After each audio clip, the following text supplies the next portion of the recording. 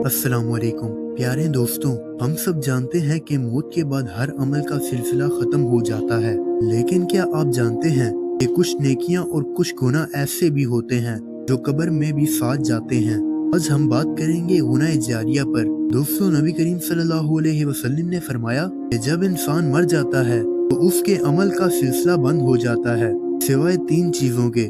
एक सदका जारिया, दूसरा ऐसा इल्म जिससे लोग फायदा उठाएं, तीसरा नेक और सालेह औलाद तो उसके लिए दुआ करें। यह हदीस हमें सिखाती है कि नेकी का अमल इंसान के मरने के बाद भी जारी रह सकता है, लेकिन यही तसव्वुर अगर बुराई के लिए हो तो वो गुनाह जारिया बन जाता है। गुनाह जारिया क्या है?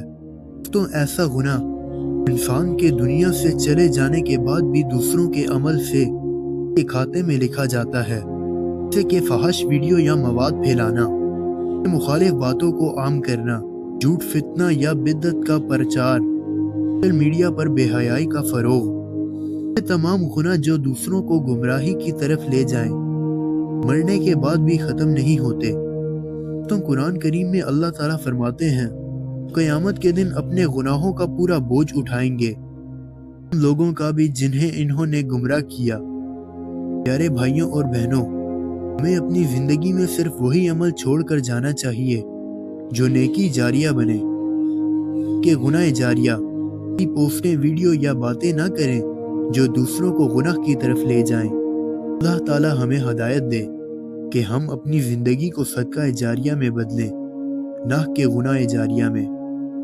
आमीन या रब्बुल आलमीन। अगर आपको ये वीडियो पसंद आई हो तो हमारे चैनल को लाइक करें, शेयर करें और सब्सक्राइब करना ना भूलें।